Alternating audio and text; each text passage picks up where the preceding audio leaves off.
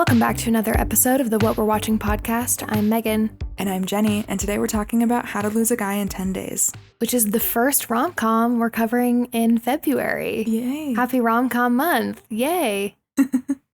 We have an update on our February review challenge. Yes, we got a review from Nikki Tab. This is a feel-good podcast. I love Y2K and millennial stuff. Love all the movies they cover. Great job, girlies. Thank you, Nikki. That's so nice. So as promised, for February, for all of the written reviews that we get on Apple, we're going to give you guys a recommendation of a fun rom-com to watch this month. So for Nikki, we're recommending a movie called This Means War. We tried to think of ones that weren't the most obvious rom-coms that I feel like either we're going to cover or you guys have probably seen 100 times. But this one is one of my all-time favorite rom-coms. It stars Reese Witherspoon, Chris Pine, and Tom Hardy in a love triangle. What you need to know is that Chris Pine and Tom Hardy are CIA agents and they're best friends. And Reese Witherspoon is involved. And it's really funny and it's really good. You can stream it on Hulu, but you can also rent it on a lot of different platforms. So I hope you like it. Yeah, thank you, Nikki. If you guys want us to recommend you a rom-com to watch in February, then make sure to leave us a written review on Apple. It needs to be written so that we can catch your vibe. Like for Nikki, we knew she would like the Y2K vibes of this. This is our favorite thing to do, so thank you for leaving the reviews. Yay. The logline for this movie is, an advice columnist, Andy Anderson, played by Kate Hudson, tries pushing the boundaries of what she can write about in her new piece about how to get a man to leave you in 10 days. Enter executive Ben Barry, Matthew McConaughey, who is so confident in his romantic prowess that he thinks he can make any woman fall in love with him in 10 days. When Andy and Ben meet, their plans backfire. I had never seen this movie before. I know. What did you think? Tell me everything. I enjoyed it so much, and usually when we're writing the outline for this, I like to go back to a movie and make sure I catch all of the lines and stuff. I ended up just rewatching the entire movie over again, so I watched it 2 days in a row. And I think it's up there on my list of rom-coms. It was really good. Yeah, this is my favorite rom-com of all time, I think. Really? I just love the two of them together, and I love the story. I love that it's in New York. I love that she's a writer. I love that he's in advertising. It just everything about it makes me happy.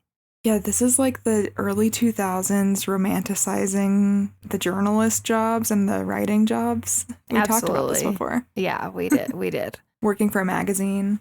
Mm-hmm. Yeah, it's very sexy in this movie. It's fun. This movie came out in 2003, and I didn't know this. It was based on a short picture book with the same name, On the Don'ts of Dating. It's by Jeannie Long and Michelle Alexander. And that's actually the names of the two best friends in this movie, Jeni and Michelle. Wow. Yeah. Sorry, so much about that is weird. The fact that this is based on a picture book is crazy. But I love that the names of the friends are based on the friends that wrote the original book. That's really cool. Yeah. I don't think the reviews are very good on the book, unfortunately. I looked on Amazon and I was like, oh, okay. I don't know if the reviews on the movie are that great either, but I love it. Yeah. Well, you guys voted for it, actually, and it won by a long shot. Yeah, I think a lot of people have the same, nostalgic feeling that I do towards this, which is that it was, such a go-to in high school for, sleepovers. Everybody loved it. And it's not super serious. There's not really any sad parts. I think that with a lot of rom-coms, I feel like we end up getting sad, some sad parts where it's, a little bit more serious. And this one is just, very light and fluffy. Yeah. Agree. It's a good mood booster. And the fashion in the movie is so good and the music in the movie is so good. I just love it. When had you seen it for the first time? Do you remember? I don't remember the exact time, but it must have been high school. Because I know that this was one of me and my friends' go-tos when we would have sleepovers. So it must have been at some point early high school. I don't know how I missed out on it. It's crazy. Yeah. We really just have two main people to talk about, Kate Hudson and Matthew McConaughey. So let's start with Kate. Andy Anderson. What a name. The names in this, Andy Anderson and Benjamin Barry, I can't. It's so on the nose that they're fake names. It's crazy. Yeah. So Kate Hudson grew up on a ranch outside of Aspen, Colorado. Wow. Colorado girly. I had no idea. Like us. Yeah, obviously that's why I latched onto that information. I was like, oh, Colorado. She's used to riding four-wheelers and doing stuff like that because she grew up on a ranch. And so in the part of this movie where she is riding a motorcycle, that came a little bit more easily to her than I think it would have to somebody else. Sure. Gwyneth Paltrow was considered for the role. Wow. She was like an it girl of this time. I always forget that. She really was. I'm actually surprised that she wasn't in more rom-coms. Yeah, all of the 2000s movies we talk about, she was considered for the role. Mm-hmm. Legally Blonde. I'm trying to remember the other ones. Clueless, I think. Mm-hmm. I feel like we talk about her in almost every episode.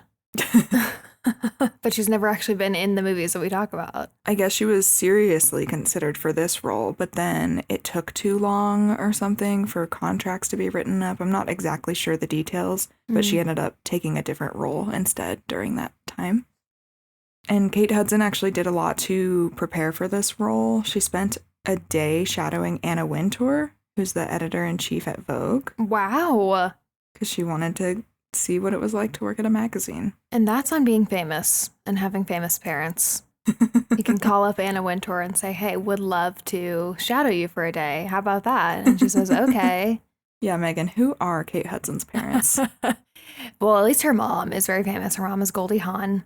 And Goldie Hawn is actually married to Kurt Russell, which I didn't know for a long time. But if you guys don't know their faces, just look them up. You will recognize both of them. And she has a brother who I think was from her mom's first marriage. And then she has another brother who is Kurt Russell's son also. And the youngest brother, I think his name is Oliver, but that might be the middle brother. I can't remember. The youngest brother has been in a bunch of stuff. Like he was in, that show about the Mormons with Andrew Garfield that I love.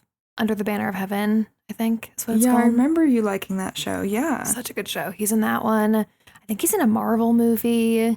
Which so is his dad. His dad, I think, plays Chris Pratt's dad, like the god figure that's funny. Oh, you're right. Yeah. So anyway, yeah, her and her youngest brother specifically are in a bunch of movies. So yeah, famous family. Yeah, we love the Nepo babies here. We do. This is an aside, but I know you don't keep up with SNL too much, but Dakota Johnson was on SNL this past weekend, and she had a whole sketch that was about being a Nepo baby, and it was really funny. Or like that was the final joke, and so you have to watch it. I'll send it to you. Wow. And speaking of Gwyneth Paltrow, I feel like everybody is connected because Dakota Johnson is married to Gwyneth Paltrow's ex-husband. Well, I didn't know that. Chris, Wow. what's his face? Oh my God, my mom is rolling her eyes. He sings the song Yellow. Because that was written From about Coldplay? Yes. The lead singer of Coldplay Wow. was married to Gwyneth Paltrow. Married, I think that's like Apple's dad. I think that's who she was with for a long time. Chris Martin, that's his name. Because I think Yellow is written about Gwyneth Paltrow. And now he's married to Dakota Johnson. So anyway. You just blew my mind. That's like 4 different worlds colliding. You're like, Kate Hudson, Dakota Johnson, Gwyneth the guy Paltrow. from Coldplay. Everyone's connected. On the topic of celebrity relationships, Kate Hudson also used to date Dax Shepard, which I feel like is such a weird combo. Yeah. And it was before he was super famous. I think he was like coming off of Punk'd, because he talks about it being kind of like a pivotal moment in his life where he had just gotten out of a really long-term relationship with somebody that's not famous at all. I think he was with somebody for like 9 or 10 years. And then he was starting to get famous and he started dating Kate. And I think it was Kate had a really young kid and she was really, really famous, like height of her fame. I think it was around the time of this movie. And he always says that it was just like difficult. And I feel like this honestly reads kind of misogynistic, but like difficult because she was so famous and he was like still working his way up in Hollywood that it was hard to like manage her fame and then him trying, which is kind of ick, but Yeah, I don't want to discredit that, but it's giving Joe Alwyn and Taylor Swift. it is. It totally is. No, it totally is. Interesting, though. See, more worlds colliding, really. Mm-hmm. So in this movie, a lot of Kate Hudson's lines were ad-libbed, and she said she had a lot of fun with this role because she just got to go nuts in the scenes. And I feel like you can really tell that in some scenes, so I love that. I love that, especially like, yeah, sometimes she's so cuckoo, like her character is just so off the wall that I was just thinking it must have been so hard for them to not crack up for her and Matthew, because I feel like they're both kind of silly people. Yeah. And so for her to be saying this crazy shit and for him to like have to take it so seriously, I'm sure was really fun and funny. It always impresses me in movies when I find out stuff is improv because I'm like, wow, and everyone just kept their cool and just went along with it. Mm-hmm. That's talent to me. Totally. Because, like, for me, I'm like, if you go off script, then I'm going to be like, hey, what are you doing, buddy? I know. I didn't prep for that. I know. And then I feel like a lot of people know this, but Kate Hudson started the activewear brand Fabletics, and she's written a couple books on health and lifestyle, so she's really into the health space. I had completely forgotten that Fabletics was her brand. I feel like they used to really market it as her brand, and then they kind of took a step back from that, maybe. Mm-hmm. No, that's totally right. Like, which is, feel like speaks to the success of the brand, that it's not viewed as, at least to me, it's not viewed as a, like, quote, celebrities brand anymore. Like the way that, like, Rhode is Hailey Bieber skincare, and, like, Rare Beauty is Selena Gomez makeup line.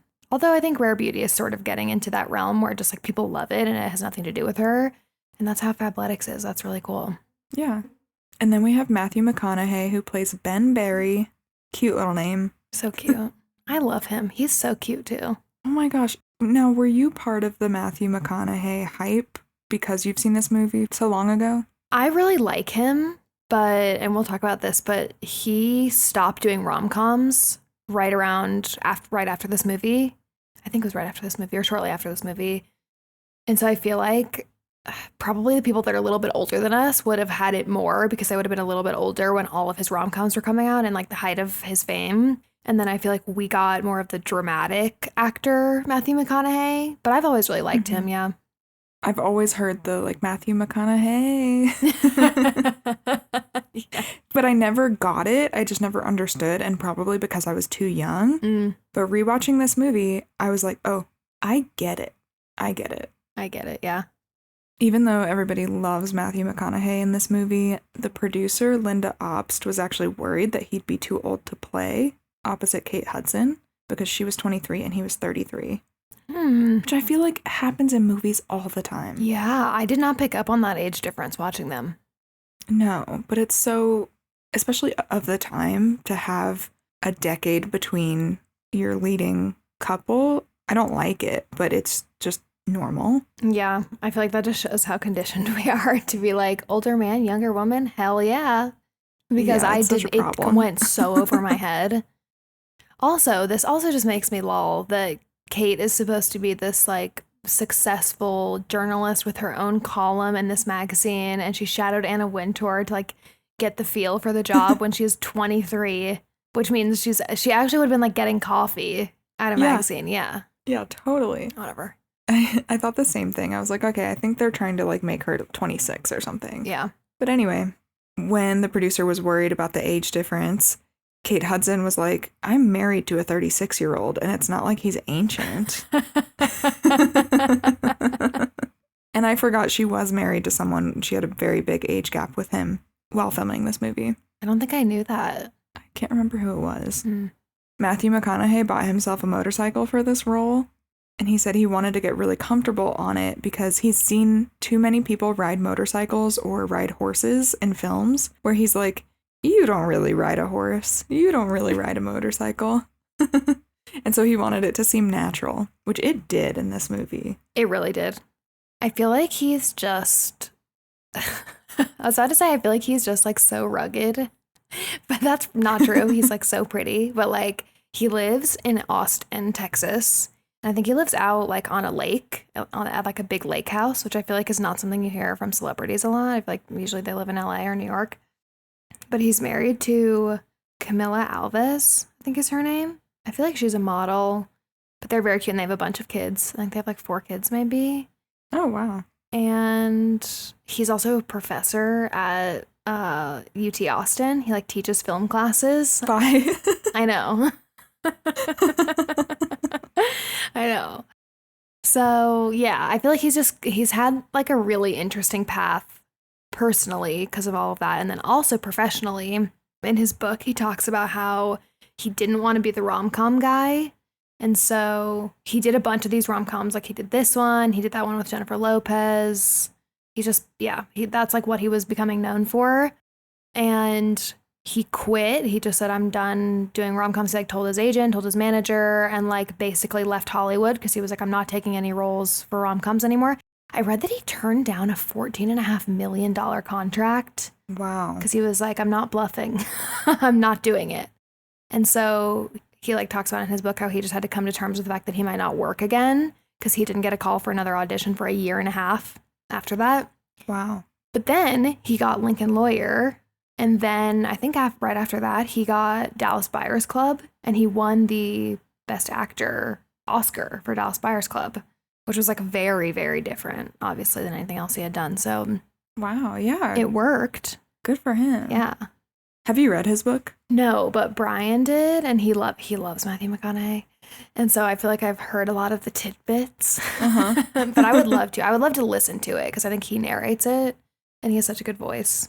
Yes, I love a celebrity memoir audiobook. Mm-hmm. It's the best. Same.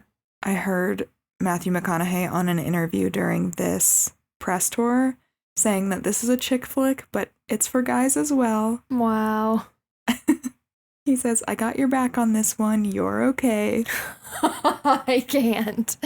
Like essentially saying, hey guys, this one's safe for men.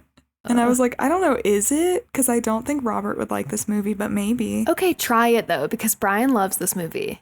Okay, I'll try it. Like he watched it by himself on the plane back from London a couple weeks ago. Because I was like trying to get him to watch it with me because I thought he would want to. And he was like, oh, we just watched that. And I was like, no, literally haven't seen this in years. And he was like, oh, maybe I just watched it. And I was like, where did you watch it? Because you have to rent it. And he was like, I guess I must have just watched it on the plane like a week ago. So he likes it. Aw, okay, well that's good to know. But he loves Matthew, so. Well, I think the middle of this movie where it just gets off the rails, I think that is so much fun. Mm. And this really isn't like a sappy rom-com. It's a fun one. Yeah. Okay, should we get into the movie? Yeah. So the movie opens by showing issues of Composure magazine, and it has articles like How to Feng Shui Your Apartment and How to Talk Your Way Out of a Ticket, written by Andy Anderson. And then we see Andy putting herself in those situations for her articles. So she's redecorating her apartment, she's getting pulled over by a cop. And then at the Composure office in New York City, Andy shows her coworker Jeni an article that she wrote on how to bring peace to Tajikistan. And Jeni says that it's great, but it won't get into the magazine. And Andy's like, but I want to write about things that matter. And this is like a thread throughout the entire movie. But Jeni tells her if she just keeps busting her butt, she'll get there and she'll be able to write whatever she wants. And then we find out that Andy has 2 tickets to the next night's NBA Finals because she's been flirting with this Sports Illustrated editor. So this is where we learn that Andy really likes sports, which will also be a thread throughout. And so she asks her friend Jeni to come with her, who says, all right, but I'm not putting out. And Kate Hudson says, 2 stale jumbo dogs, you'll be whistling a different tune. I love that line. Yeah, I really liked the banter back and forth between friends in this movie. It was a little different than what I'm used to in a rom-com. It was good. Yeah, me too. I think that's why this feels less sappy, because we do see so much of each character's full life, like on their own. And it gives just like, because it just gives like early stages of dating when people are just like nervous and seeing each other casually and, you know, they do weird things and they talk about it with their friends, you know? It's less like serious, deep, immediately in love, you know? Yeah. So then we find out that there's a staff meeting starting in 30 minutes and their friend Michelle isn't at work yet. And Jeni says it's Andy's turn to go get her. So you can tell this is a thing that happens a lot. And then we see Ben, Matthew McConaughey, riding his motorcycle through the New York City streets. And he runs into his fellow advertising executive, Judy Spears, who's reading Composure magazine. And he makes some quip about it being like a women's magazine or something. He kind of says mean things about that magazine the whole time, I feel like, in this movie. But she says that she and their other partner, Judy Green, have an appointment at Composure because a lot of their clients run ads there, and it's the fastest growing magazine in the country. And there's very competitive energy between him and Judy. So then we see Andy showing up at Michelle, who's played by Catherine Hahn's apartment. And Michelle is just sobbing about this breakup that she just had with a guy that she only dated for the last week and a half. I saw that in Katherine Hahn's chemistry read audition with Kate Hudson, her phone rang, and Katherine Hahn tried to play it off and like stay in character by answering it, but she was mortified that she didn't put her phone on silent for the audition. Oh, yeah, I would be terrified. I'm surprised she answered it. I'm surprised she still got it. Yeah, I guess she just was like, oh, I can't ignore that. I have to act like it's my character. Yeah. So I guess that's probably pretty smart instead of being like, oh, I'm so sorry, like breaking out of character, turning it off, let me start and starting over. over. Yeah. I guess that works, but that's kind of also a bold move. Yeah. And then back to Ben. We're at his ad agency's office, and he's super excited about the prospect of working for the diamond company, DeLauer, instead of his usual sneakers and beer companies, because if he represents them, then he'll represent the entire industry. And he changes shirts in his office, and all of the women in the office are watching. Mm-hmm. And his friends Tony and Thayer say that the boss, Warren, has already given the project to the Judys, Spears and Green. And they say that they're meeting at Mullins, which is this classy bar, to discuss their ideas that night. And Ben decides immediately that he is going because he wants this project. This is just like the male audacity, I feel like. The audacity. Please. Actually, you're right. I want the Judys to have it. Yeah. Team Judy's. I was thinking that this whole movie where I'm like, he wants this expensive luxury jewelry account, but he's, specializes in like the sports and beer section. Like, that is insane for him to get it over these women who do specialize in luxury. But yeah, whatever. So then Andy is at Michelle's apartment and helping her like change, and she brought her a bunch of samples from the office and this like nice green cashmere sweater. And as she's helping Michelle get ready, Michelle is just like still distraught. And as they're walking into the office, Michelle says that the first time that her and Mike, her ex, had sex, she cried and said that she loved him. And you can tell that Andy and Jeni are just like so freaked out that she did that. And then Michelle was like, yeah, he started getting really busy and started ignoring my calls. And she acts like that's insane. And anyway, it's just funny. And we see the other girls just be like, yeah, if anybody did that, the guy would run away. So it's not that it's you. It's just that you're doing these crazy things, basically. Yeah. And then at the work meeting, Andy says that she has a political piece, and she gets immediately shot down by the boss, Lana. And Lana says that when Andy turns her column into a must-read, she can write whatever she wants. So Andy is really going to hold on to this. Mm-hmm. Michelle hasn't written her piece yet because she's been too upset from getting dumped. And Lana tells her to write about that. And Michelle's like, I don't want to use my personal life for a story. And Lana goes, okay, who wants to use Michelle's personal life for a story? To save Michelle from having this other girl write about her, Andy says she'll do it. And her idea is to write an article about the things that women do wrong while dating. And she'll test it herself by dating a guy and driving him away using classic mistakes like Michelle. So she won't actually be using Michelle's personal life. She'll just be inspired by it. Mm-hmm. And Lana goes, how to lose a guy in 10 days, and tells her to start immediately. Mm-hmm. On the way out of the meeting, the Judys show up for their advertising appointment, and Lana introduces them to Andy, telling them about her new article and the experiment that she'll be doing. So now both Judys know the situation. Mm-hmm. And so that night, the girls go to Mullins, the classy bar, so that Andy can find a guy to write her article about. And Ben simultaneously shows up at the bar and crashes the meeting with his boss and the Judys, and everybody obviously is surprised to see him there. He tries to convince Warren, his boss, that he's the best fit for the DeLauer pitch, which is the jewelry company. And the Judys try to do the same, so it's just like this big argument about who is better suited. And Ben makes a comment that the skills required to market diamonds are the same that you need to make a woman fall in love, which he says he can do anywhere and anytime, which again, the audacity is insane here. But I believe him. I believe him too. It's because it's Matthew McConaughey. I think it works. And so then Judy Spears notices Andy in the bar and is like, do you want to prove that, Ben? And they make a bet that if Ben can make a girl fall in love with him by the time of their like work party that's happening in 10 days, then he gets the account. And so they say, like, we're not trying to trick you, Ben. We'll just pick a random girl in this bar, which they are trying to trick him because they pick Andy. And the reason they pick Andy is because they know that Andy's about to try to drive a guy away. So I think it'll be impossible for Ben to actually win. Just a crazy premise. Mm-hmm. Just wild. But I love it. So in the bar, Ben approaches Andy and they immediately have this chemistry and this banter back and forth.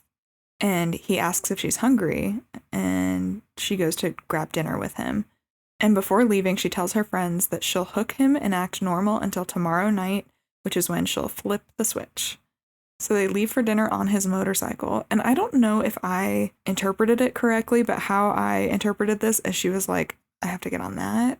Yes. Like, I don't want to get on the motorcycle. I think that's right. But she needs to hook him, so she's just totally pretending that she's fine with it. And then they get a lobster dinner, which was just such a weird choice. Mm-hmm. And again, I was like, does she hate this? I feel like she does right now, but I don't know. Maybe I'm just projecting. And they poke fun at each other's jobs. And she tells him that she has a master's in journalism from Columbia. And if she does it her boss's way for a while, she can write about what she wants.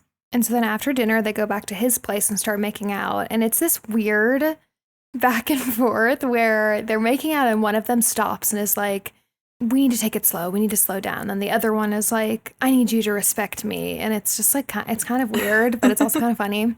And anyway, they both agree that they don't want to move too fast. And so she leaves. And as she's walking out, he waves to her from his fire escape while she's getting in the taxi.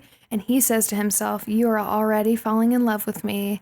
And she says to herself, I'm going to make you wish you were dead. Poor guy. I cackled, like laughed out loud at that part. It was so funny. Yeah. Love her. And then at work the next day, Ben shows his friends that Andy left her purse at his place. And he doesn't want to rifle through it and be rude. So the boys knock it over so that he has to clean it up and see what's inside.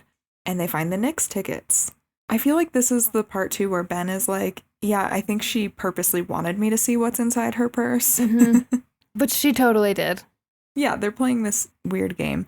So Ben sends 100 roses to Andy. And she knows that this means he found the tickets. He immediately calls her office and he says she's not going to the game with someone else anymore. She's going with him. And it's very flirty. It doesn't feel pushy. And obviously that's what she wants him to say. So Mm-hmm. Yeah, up until now, it's actually so cute. Like, I actually love their kind of like bantery, sort of making fun of each other in this flirty way relationship. I really like it. Does that exist anymore? I don't know. I don't know. I feel like it would just be irritating, probably. I think so. But if that was your personality, I think it works because they both have such similar personalities and you can tell that's how they are with everybody. Yeah, they're just quick-witted. So in that case, yeah. Okay, so then they go to the Knicks game and Ben is, you can tell, very impressed by how into the game Andy is because he's a big sports guy. And then to see this woman just like screaming at the ref, I think just like makes him happy. Mm-hmm. They do the kiss cam. And then towards the end of the game, you can tell Andy, she calls it flipping the switch to like basically crazy town to like make him do crazy things to try to drive him away. So with a minute left in the game, she asks Ben to go get her a drink, which Brian came up to the TV as this part was happening. And he goes, this is the worst thing she does in the entire movie. I kind of agree. Yeah. And so in the last minute of the game, she gets him to go get her a drink. And then he comes back with a Coke with no ice. And then she goes, oh, but it's not diet. It's not diet. I really need diet. So then he has to run back to get her diet. And he ends up missing the end of the game. I hated that. I hated that so much. I was like, if I were him, I'd be like, all right, new girl. Yeah. Immediately. It's like a first date. But like, that's why it works, because she has to drive him away and he has to make it work because he needs this to like land his pitch. So. Mm-hmm. So the next day, she calls him during a work meeting and she baby talks him and calls him Benny Boo Boo. Boo Boo Boo. I think she keeps it going. And that night they go see Sleepless in Seattle and she talks the entire time and accuses him of thinking about another girl. And she's like, you can't watch Meg Ryan for 2 hours and not be thinking about another girl. And this part was ad-libbed, actually, which I think is so funny. That is funny. Good job, Kate Hudson. That's an iconic line. Mm-hmm. And the guy behind them is getting so pissed off. He keeps telling her to shut up. And even though Ben is annoyed with her too, he stands up for her and he gets in a fist fight with the guy. Mm-hmm. And then the next day, you can tell, like, even though some crazy stuff has happened, Ben is still into her. And she's kind of into him too. Like, they're kind of talking about how much fun they're having with their coworkers. Mm-hmm. And so Ben invites Andy over to watch the Knicks game and have dinner at his place. And while he's cooking, she is walking around his apartment, like decorating it with stuffed animals and like pink doilies and all of the stuff, which is hilarious. This is where she gets in the iconic love fern, which represents their new relationship growing. And then they sit down for dinner, and he brings over this plate of lamb that you can tell is like probably his like signature dish move that he cooks for dates, and probably took him a long time to make. And she starts crying, singing Mary Had a Little Lamb, and says that she's actually vegetarian. But she's definitely not. We just saw her eat like a bacon hamburger at lunch. But this is why I think they did the lobster scene in the beginning. Because like feasibly she could be a pescatarian. Because he's only ever seen her eat seafood. So anyway. I'd be so pissed off at her. And I am a vegetarian. But it's like, if someone's cooking you dinner, you disclose it first. Totally. So this is perfect. I feel like you can see in her brain, like, the wheels turning, where she's like, this is too nice, I need to do something crazy, and she comes up with it in the moment. Yeah. So they end up leaving his place, ditching the meal, and going to this vegetarian restaurant and miss the game. But then, during dinner, while they're at this vegetarian restaurant, which Ben is sitting there chewing and saying this is for cows, like, just making comments, Andy is like running back to the kitchen to like eat a burrito and talk to the kitchen staff and watch the game from the back kitchen, which is just kind of like funny to watch because she's just putting him through hell for no reason. Mm-hmm. And then back at Ben's house, Andy accidentally lets on that she knows what happened in the game. And he's like, how did you know he was going to miss that shot? And to distract him, she crazily tries to seduce him. And she calls his penis Princess Sophia, which throws him off. And he's like, you have to say something masculine, like Kroll the Warrior King. And he gives like a whole bunch of other options. And even though he doesn't want to, he does ask to see her tomorrow.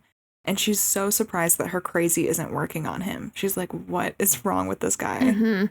So then the next day, Andy shows up to his work with a Chinese crested dog that she got for him, which she named Kroll the Warrior King. And the dog is wearing this like bandana that's this like beige plaid, and it matches Andy's outfit, and she brings a shirt for Ben that matches. I think one of his coworkers makes a comment about them being a cute little beige family. And Kroll pees on the pool table in his office, and it's just like immediately a disaster. Like, also, that is a psychotic thing to do. To get someone a dog? Yeah. And she does leave it with him the whole movie. I thought like I was like, did she borrow this dog from someone? Like, what is she doing? Yeah. So she does more stuff that he hates, like calling and leaving a ton of voicemails, or photoshopping what their future kids will look like, and making this entire book of their family and memories that they haven't had yet. Mm-hmm. Also calling and befriending his mom to get those pictures. Moving all her pads and Vagisil into his bathroom cabinet. Which makes him scream, actually. Yeah, that was amazing. And then finally, I think like the big one is she lets on that she has tickets to another Knicks game, but actually it's a Celine Dion concert, and he has to go, and he wears this like baby pink tee. Yeah. So I think it's the next day at work. She's talking to her friends, and she's like, nothing is going to crack this guy because she's done everything she can think of, and he's still so committed to seeing her every day. And then her friends ask her what she's doing that night, and she says, oh no, he's having a boys' night. And they say, you're going to let him have a boys' night? He had a boys' night before he met you, but not anymore. And so she shows up to the boys' night with a key to his apartment, which she gets from his super. And like, this is where she comes unglued, I feel. Because she's like running around his apartment. She's upset about their love fern dying. She's like making him blow his nose to like check his mucus. And like, she's taking pizza out of his friend's mouth to feed him like cucumber sandwiches that she brought. It's just insane. Yeah, a lot of this was improv from Kate Hudson. That's so funny to me that she just got to go absolutely nuts here. Yeah. Just be unhinged. Yeah.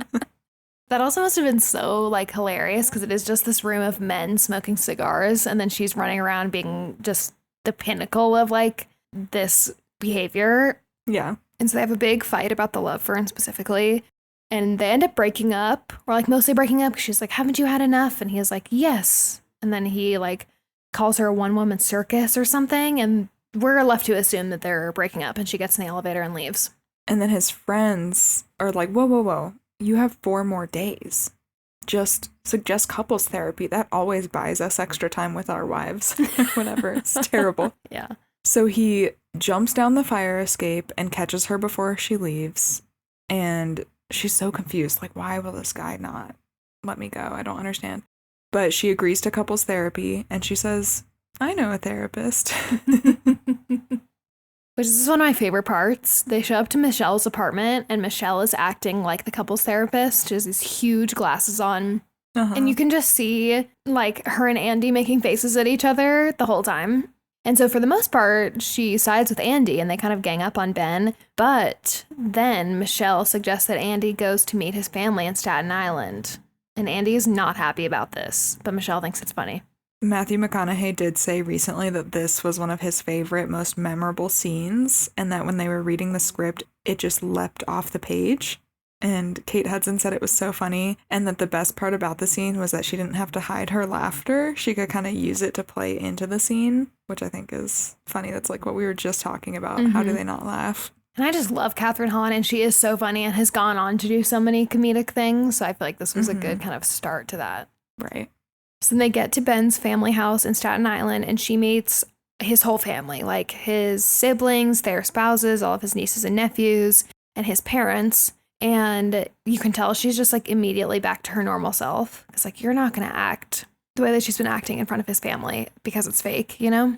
Yeah. And she goes out back and they're playing the card game Bullshit. And Andy is really good at it, mostly because his family is like helping her cheat to beat him, which I think is really cute and funny. And you can just tell everybody really likes her. And we find out that she's the first girl he's ever brought home. Yeah, I love this part. I also love that game. That card game is my jam. Yeah. So Ben and Andy hang out in Staten Island. He teaches her how to drive his motorcycle. And they're having a good time. Like, they've completely dropped the act. They're kind of connecting. And then they get sprayed with water by a truck. And Andy successfully drives them back to his family's house. And Ben shows Andy how to use the shower. And then they start making out. And this time it's genuine. This scene was very romantic. I was like, wow, I'm so surprised that a movie that had them pitted against each other the entire time then made me be like, in a moment, I was like, yep, they're meant to be together. This is perfect. This is my favorite part of the whole movie, I think, the whole Staten Island thing. Like her meeting the family. Because it's the first time we really see them, except for their first date at the lobster place, be themselves. Exactly, yeah. And yeah, it's just, and I love the song that plays. What's it called? Feels Like Home. Yeah. The song is playing and they shower together. It's, I just love it. It's so cute. And so then when they get back to New York, Ben asks Andy to come to the DeLauer's diamond party, which is on the 10th day they've been dating. And he tells her to not make any plans for day 13 because he got them more Knicks tickets. And you can tell that they both have genuine feelings at this point, and they both kind of feel bad about what's going on, but they're also both committed to it. But at the same time, they're like making plans for after, you know, technically both of their like bets are up. It just makes me feel for them because I want them to be together. Me too. At the same time, though, I am like, wow, after all of the crazy things that she did, you're still into her. Like, I guess he just thinks there's like the Andy that he likes, and then there's the Andy that's unhinged. Yeah. He keeps being like, where's that Andy that I first met? So maybe he's just holding on to like that aspect, and maybe he realizes the other aspect isn't really her. But I don't know. I was like, after all of that, for you to just let go and be like, oh, I actually am into her. I don't know. Yeah. And it's hard for me to realize the time that's happening here. Like the fact that it's been a week and a half. Yeah. And all of this has happened. I feel like most people, would just be like, this is crazy. I'm doing this for a bet and then I'm going to ghost this person. Yeah. But I think you're right. I think he just like, not that he knows that there's a bet going on, but like he definitely feels the dissonance between who she normally is and then this when she's trying to get her eyes out of him. So then Andy goes to work and she tries to get out of writing the article, but her boss, Lana, won't let her. So then Ben and Andy go to the diamond party together. This is where she's wearing the iconic yellow dress. I love this dress. Loved it. I love it. And Mr. DeLauer at the party insists that Andy wear a diamond necklace called the Isadora diamond, which is gorgeous. I feel like you don't see a lot of yellow dresses in movies, really at all. I can only think of Beauty and the Beast right now. Yeah. So I think that's why it was so iconic. No, you're totally right. I think if it had been like red or black, I don't think people would have paid as much attention. Mm-mm. And then Warren, Ben's boss, says that Andy looks like she's in love, and he goes to find out if she is. And he tells her there isn't a diamond in the room that sparkles like a woman in love. And she denies it, but then realizes it's true, and Warren can tell. And so then he goes back to Ben, and he's like, she loves you, you can pitch. And Ben's not excited about the pitch anymore. He's like, she loves me. I know. It's very cute. It's very cute. And so the Judys are just like, oh, no. This is the opposite of what was supposed to happen. And so they go up to Thayer and Tony and tell them that Andy knew about the bet the whole time and went along with it so that she would win. And they do this so that the boys go up to Andy and talk to her about it to try to blow the whole thing. And so the Judys say that they're going to go to Warren and say that Ben cheated. And then Thayer and Tony go up to Andy and tell Andy to act like she really loves Ben and that she didn't know about the bet. So obviously this is what tells Andy about the bet. And then she's upset. Yeah. And at the same time, Andy's boss, Lana, is telling Ben all about Andy's article, not knowing that he's the one that she was dating. Mm-hmm. So they both have learned everything now. So Warren introduces the composer and EGOT, which is Emmy, Grammy, Oscar, and Tony winning, Marvin Hamlish. And I didn't know, but that's really him. Wow. He's going to play a song on the piano. But Andy takes the mic, and she introduces Ben and says he's prepared a song for everyone. And then he throws her back under the bus by telling everyone that they're singing a duet. And Ben makes Marvin play You're So Vain, and they start singing it angrily at each other, and it's out of tune, even though I'm pretty sure Kate Hudson can sing. Mm. And then they change the lyrics to try and confront each other for what they've done. And then Ben follows Andy out of the party, and security chases them out to take the Isadora necklace back from Andy because she's totally forgotten about it.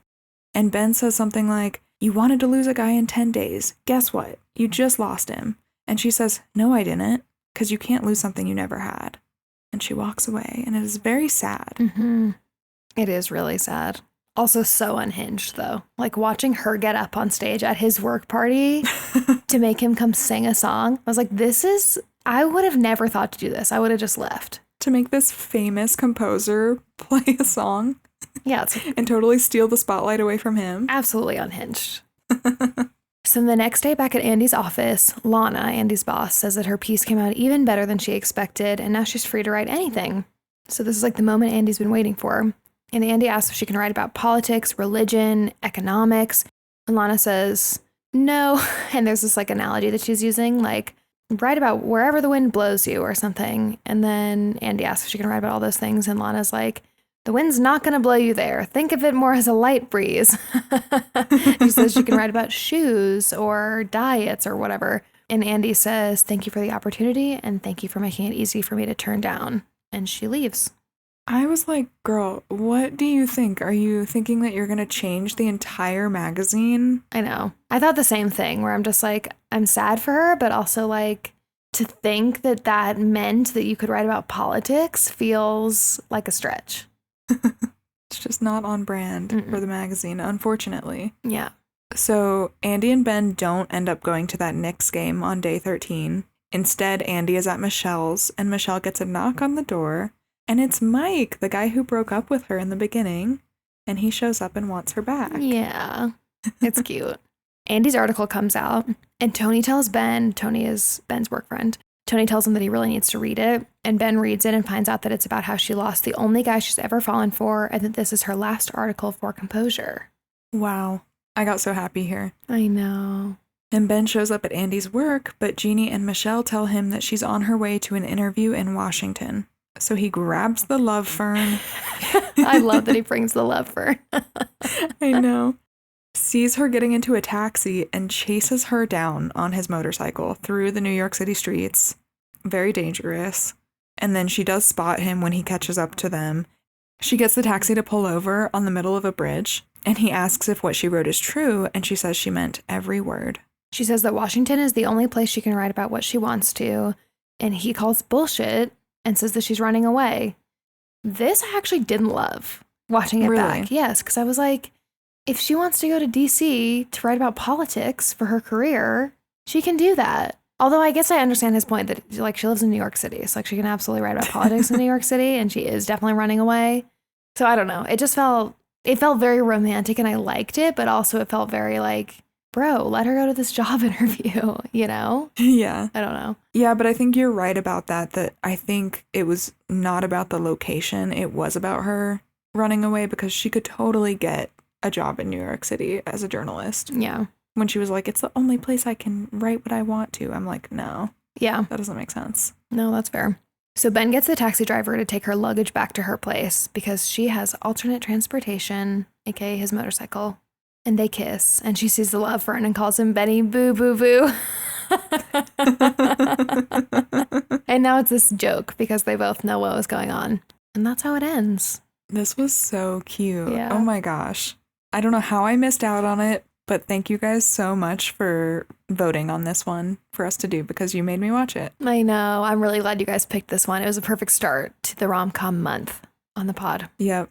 Rom-coms and romances. Get ready for them. Yeah, buckle up. And don't forget to leave us a written review on Apple Podcasts if you like this episode, and we will match you with a rom-com for you to watch this month. Yay. Thank you so much for listening. If you want to follow the pod on social media, you can find us at What We're Watching Pod on Instagram and TikTok. We love talking to you guys over there. And we'll see you next time. Bye.